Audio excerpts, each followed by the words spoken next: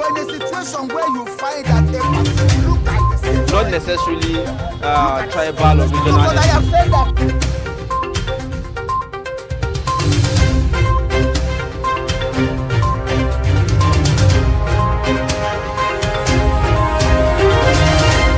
Now, going straight into the newspaper review, we have in the studio Sunday Michael, Deputy Business Editor of Daily Trust, and he'll be giving us perspectives on the stories that make the headlines. Now, let's begin with the Daily Trust newspaper. And here you would find the lead story. Like we told you earlier, Tinubu to Buhari, I want to succeed you.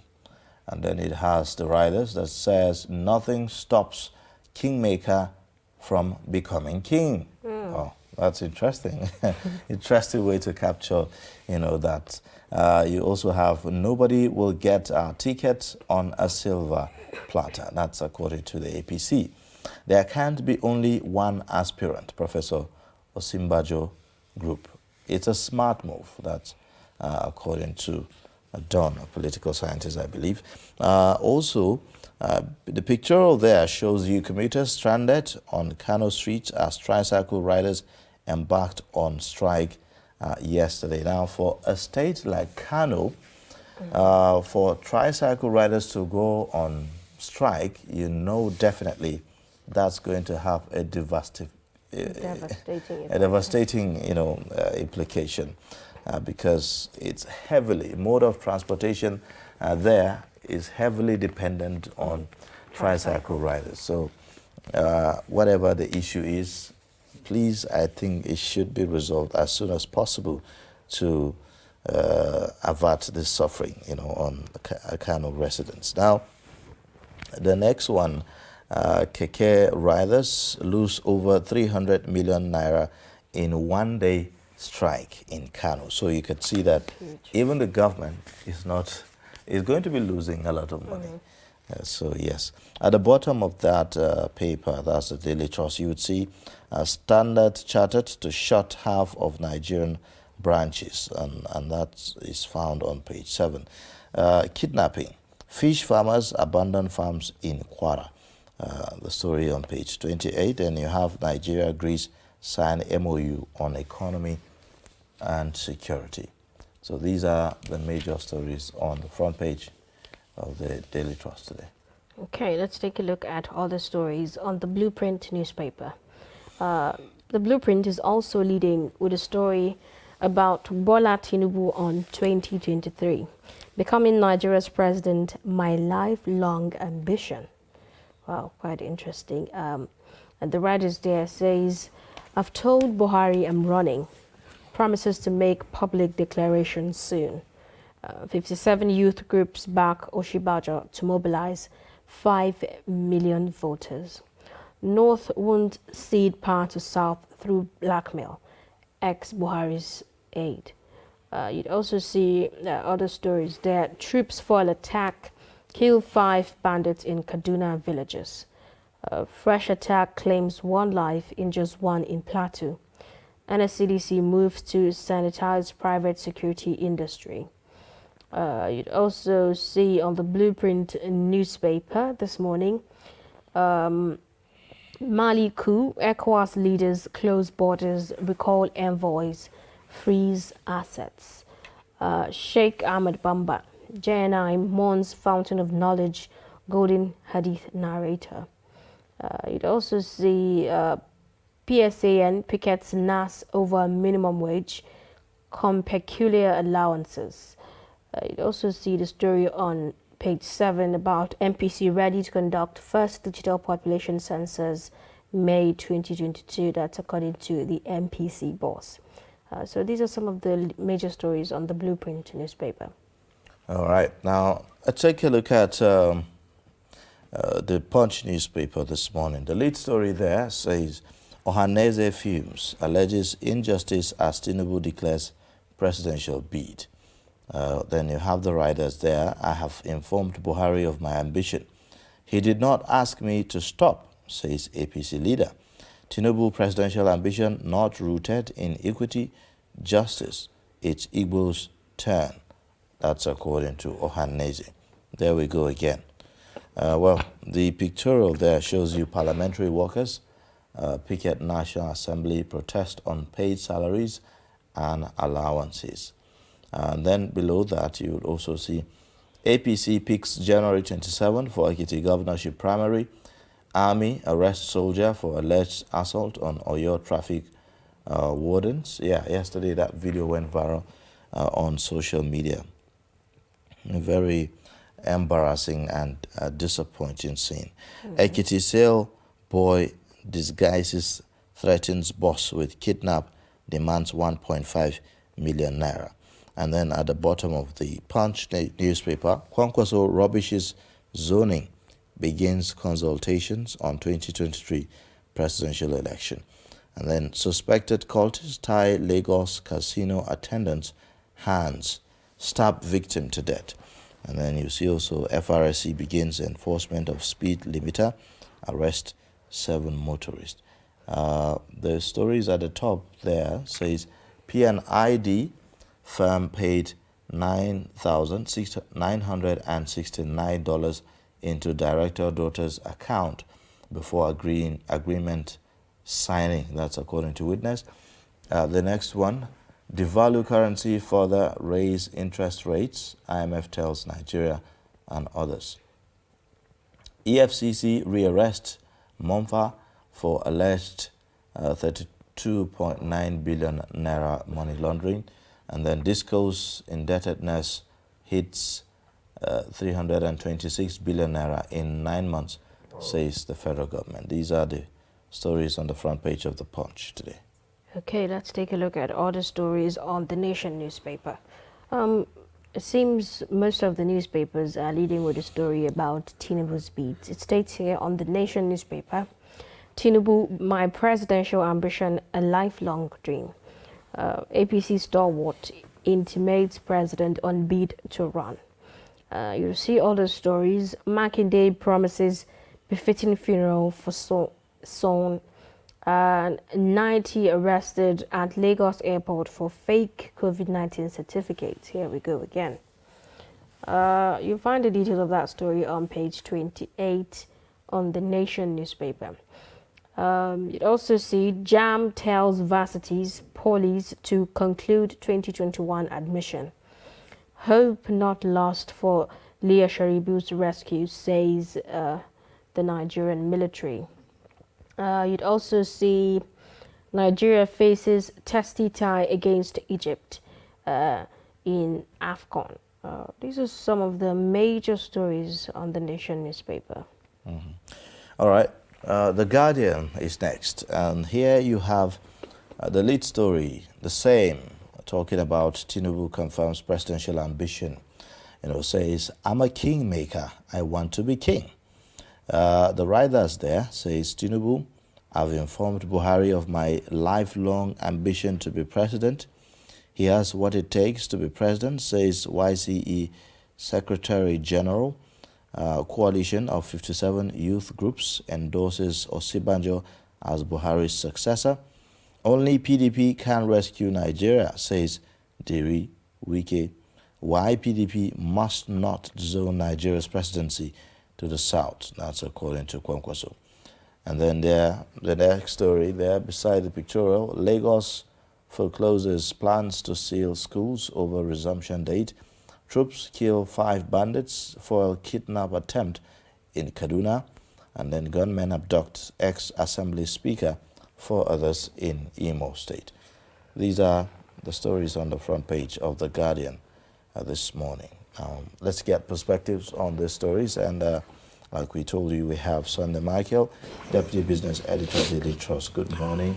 Welcome to Daybreak. Good morning. It's a pleasure to be here again. All right, let's begin with maybe some more economical stories. First, talking about the Kano State situation. KK riders, are on strike, and already we are recording loss of about 300 million naira in Kano. What's the implication of this strike? The implication is huge, as you would have seen even in the headline. It's a loss not just to the riders alone, but even to government. You cannot begin to quantify in monetary terms, the actual loss to the average commuter. I mean, some of the testimonies yesterday was that even janitors who worked in corporate offices could not access those places. So you can imagine what corporate offices looked like yesterday, or even government offices, if you like. People who needed to travel, people whose business it is to move light goods from point A to point B, do all of these things on the keke napep rather than a bike, which put them even at more risk. And so it's huge. Kanu is reputed to have anywhere between 70 to 100,000 keke on a daily basis. So if you multiply that by the average number of people they ferry from point A to B, even 100,000 people in a day is a colossal. That is, imagine that they pick just one person in a day. If you multiply that by, let's say, 5 persons to a keke, you are talking about over 500,000 people stranded. For a city like Kanu, with all its bustling economic activities, that was a massive, massive, massive disruption. So it's huge. Whatever it is, I hope the authorities move swiftly, because that state cannot continue to tolerate this kind of massive. Maybe they took it for granted, the amount of impact that these persons have on economic activity. The GDP of the state would have suffered gravely yesterday, especially as it affects the middle to the lower income strata of the society. And if you demobilize that aspect of society, then the services they provide to the middle upper class would also be completely disrupted. So the implication is really very huge. So what really should Garuta have done differently, to address the issue rather than just hiking? I think there is no limit to engaging dialogue. Rather than sit and arrogate to yourselves the power to make pronouncements that disrupt, that have grave implications for livelihood. Remember that these bikers pay 100,000 minimum ticket, 100 naira minimum ticket every day to government. Now, if they cross into any municipal area within Kano that is moving from one local government to another, they pay additional 50 naira.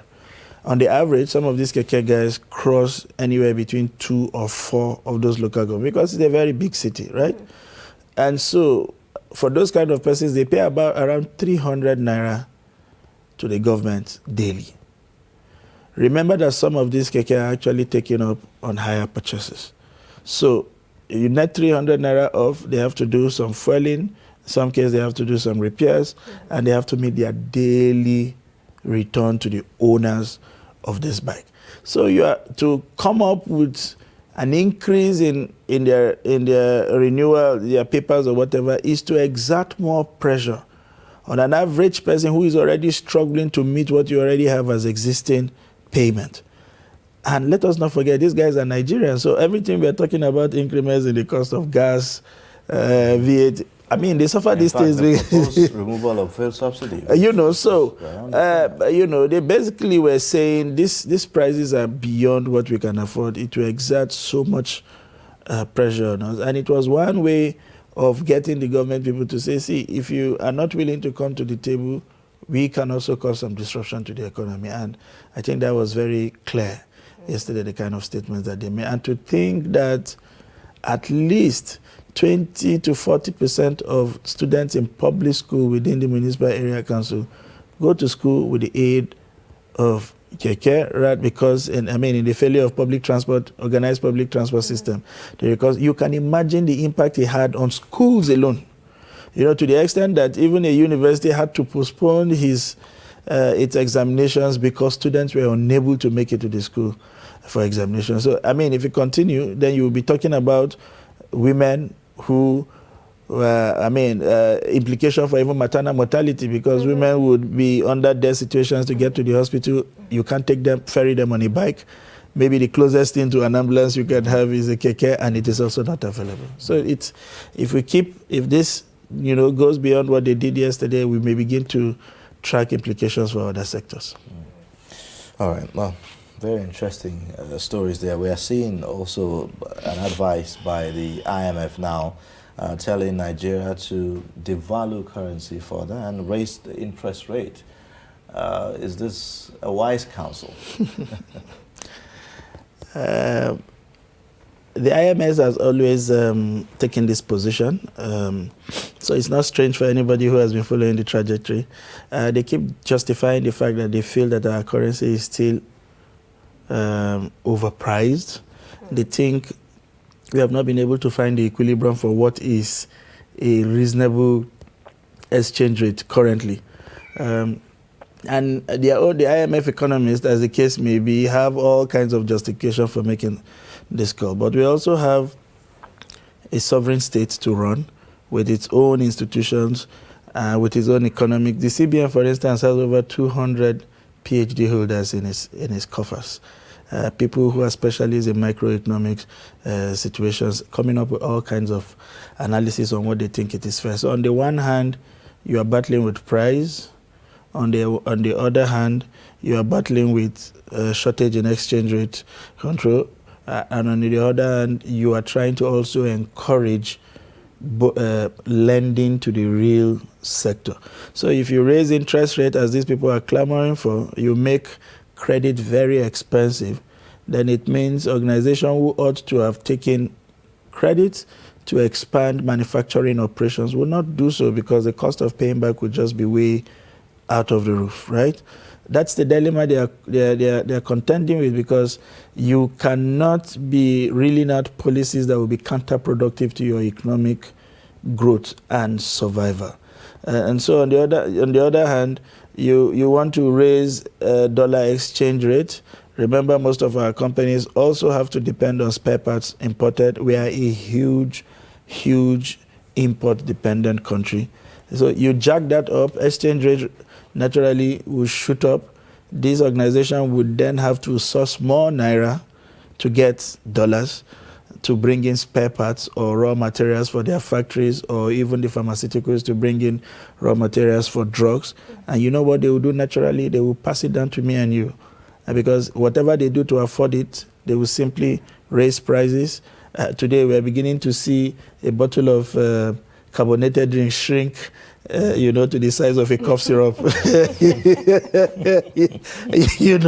and the prices are not dropping, so they will begin to come up with ingenious ways to remain in the market, cut size of product, cut quality of product, cut, and then jack prices at the same time. That is the implication for some of these things. So that is why, at the expense of whatever reasoning may have informed the IMF call, there is a lot of caution from our own monetary and fiscal authorities on how they swallow these pills hook, line, and sinker.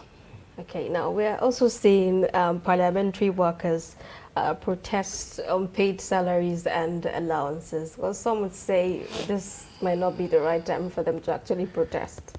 If you have to pay school fees in January, you begin to wonder when is the right time. I mean, the bills are not sleeping. For some persons, their rent also expire. I mean, I got a notification in one of my places where I stay. I mean, a jack of about 50% increase in rent, and I was saying to myself, are these people sensitive at all? Does it feel like the good? But I also remember that the landlord also operated this economy. He's got bills he has to pay, and the only means of raising these finances is to depend on whatever investment he has put on ground over time. So there is really no better time to ask for what is justifiable. The right time to have paid that salary was when it was due, not when they were protesting. So they are not asking for anything, especially more so after you're done spending in December, because the kids don't care whether you're not paid. And as they always say, January is a month of 6 weeks. So first of all, I mean, it has turned over and over, and we are just on the 10th or 11th of the month, and you have to pay these bills before the end of the month. The schools are not interested in any stories. In fact, for some of those schools, the child had to come in with a teller at the gate before you access the building. And so you come and say, I'm a parliamentary worker, they have not paid salary. So, I mean, to think that this kind of protest will be coming from a sensitive institution as that is to say the least, very embarrassing for the country. And you know, if you look at the implication of that, you know, on their operation as parliamentary workers, you know, it seemed to me like this has a potency to reduce these workers to beggars. Absolutely. Yeah. There is nothing undignifying as having put in a shift and you don't get paid. It subjects you to all kind of, if it is just merely begging to eat, it would have been nice. Imagine any of those workers' family come down with a health emergency. In our own kind of system, they probably don't even have a health insurance scheme. How do you even assess any kind of medical treatment? Some arguments will be that they will be paid anyway. You will be paid when sometimes the emergency you would have avoided would have taken a hit on you. I mean, if you lose a loved one because you are unable to afford medical treatment of anywhere in the region of 2,000 or 10,000 naira, even if you get paid 1 million naira the day after, what difference does it make to you? So these implications are huge. And it's because we work in a system where nobody takes responsibility. There is nowhere we were told that finances were not available to the National Assembly. If these guys want to go to the Bahamas for all kind of retreat, finances are available, you know. I mean, we see them junketing everywhere in their numbers, either paying condolence visits to their own colleagues, loved ones, or showing up at the wedding of another colleague. And they do these things with the presidential jet, with private jets. They show in their glamour. I mean, if you show up there and you want to do a head count of the vehicles there and you put a value on the vehicle, they move with almost the budget of a state on the road. Billions. You know, so why is it difficult to pay the salaries of people who aid your operation? You show up in the parliament and everything goes smoothly. People are behind those smooth operations and they need to be paid, to say the least. All right. Well, very interesting there. Let's take a look at other stories. I know I'm going to give you the chance to comment on the big story of the day, which is about the Tinubu, the kingmaker wanting to be king. But that will be at the last lap, you know, of our discussions. But I want us to look at, you know, other stories.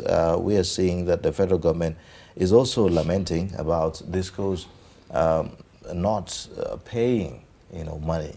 We're seeing indebtedness hits 326 billion naira in 9 months, according to federal government. So, I mean, we've been talking about this power issue.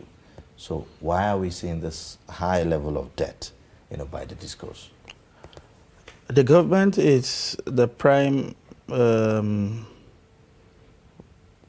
it be right to say suspect now, or the prime, suspect, Culprits. if you like, culprit, if you like, in all of this. I mean, if you drill down, these debts are accruing because of the inability of the discos to recover debts from strategic locations, including government buildings, police barracks, army barracks, military formations, the secretariats. They owe billions.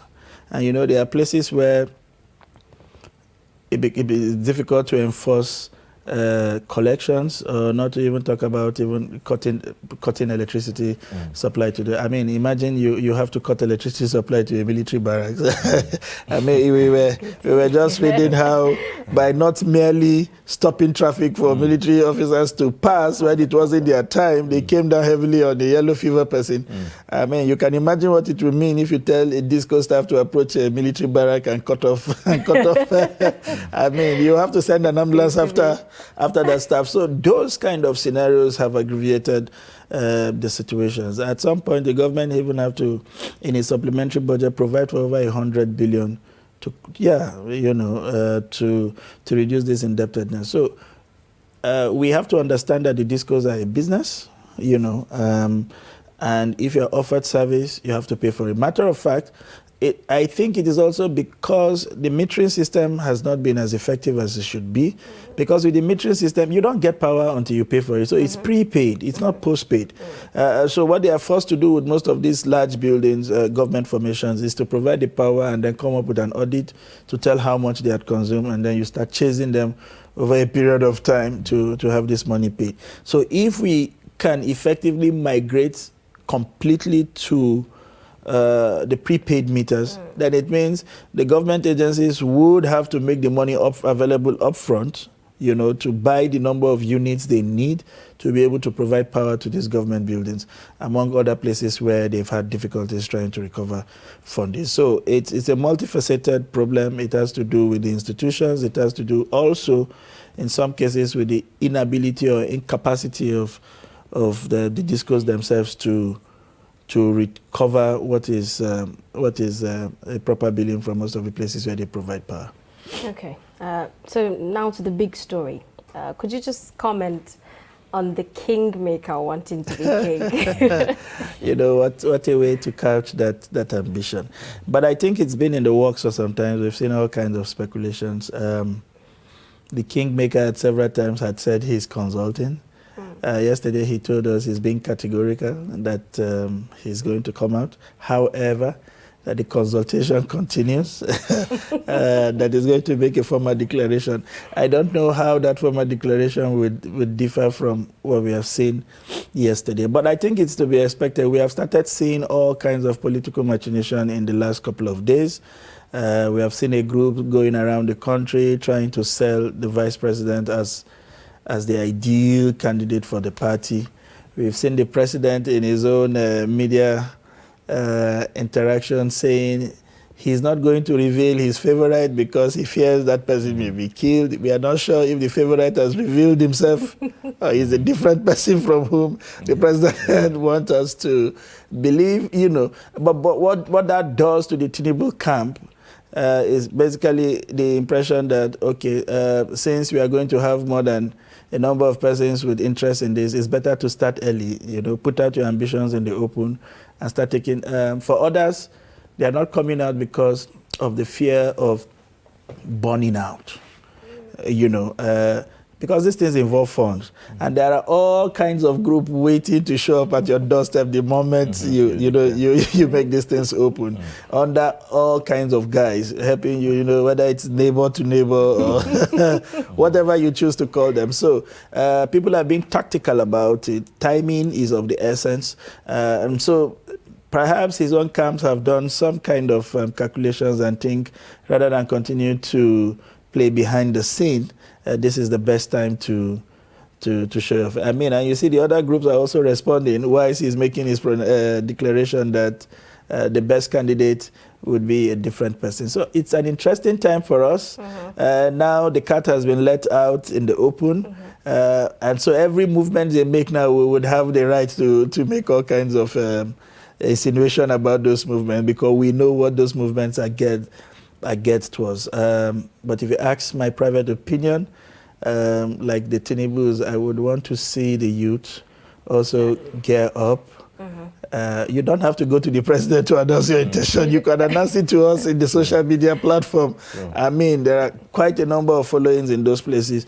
People who are very serious, who are confident about themselves and have a good idea of how and where this country should be moving to, should be coming up, to match these octogenarians and the rest of them who seem to have perpetually been in the corridor of power, so that perhaps this is the best time, 1 year to the election, to begin to weigh the options that we have and to begin to listen to these persons, to begin to take interest in this person and follow what they are saying, and as the election approaches, to then settle for what we think is the best option for this guy. I don't have a problem with Tinubu as a person. I just think that we have played around a certain age band for too long. Perhaps we need to try something a bit younger and more energetic, and why our kingmakers perhaps remain kingmakers, so that they can guide people to move forward. But that's my private perspective, and as a person, I also wish Tinubu well with his ambition. We've always talked about, this youth involvement and participation, and a lot of experts have said, look, the NSAS protest was like a litmus test, that demonstrated the power and the influence of the youth on Nigeria's direction in terms of democracy and politics and all of that. Are we seeing as much, engagement by young people in terms of, say, for now, what we should be seeing more in terms of voter registration, campaigns on social media as to, what to look out for in 2023 and all of that? it doesn't seem like anything like that is going on. No, absolutely. Nothing of such is going on. I think the youth, after a period of time, maybe as a result of prolonged military rule, or perhaps we have been conditioned to think that you have to attain a certain age, you know, to begin to even think of leading this country. So somehow as a collective, the youth in this country have not fully attuned their minds to the reality that they have attained. I mean, governance should be about them for the country. They have the energy, they have the education, you know, they have the capacity, they have the numbers.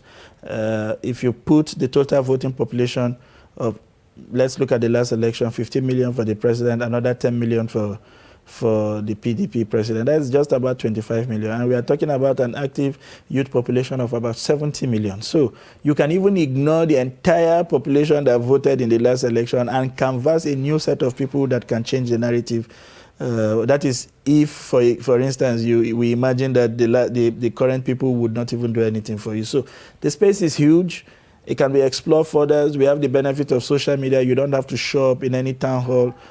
Of course, you have to do that, but you don't necessarily have to show up everywhere to be able to reach a lot of persons. So we need that reconditioning. And if we look at the numbers clearly, they do not exactly conform with some of the fears we have. I mean, Bashir Tofa of blessed memory contested for the president. If he died at 72, 73, and he contested sometimes in 1993, if you net that off, he contested in his 40s. You know, and we have a number of, how old was Gowon when the responsibility of leading a nation fell on his shoulders? How old was this president when he had his first shot at the presidency in 1983? If you net that time off, which is nearly 40 years, about 37 years from his current age, you'll be talking about him, you know, around that age where most of us seem to want to be comfortable with the age of a president, you know, because of the exigency of those office. So it's something we need to start interrogating. People need to take responsibility. The entire private sector in this country is driven by the youth. How old is, for instance, the MD and CEO of Access Bank? How old is the guy in JITCO? How old is the person in First Bank?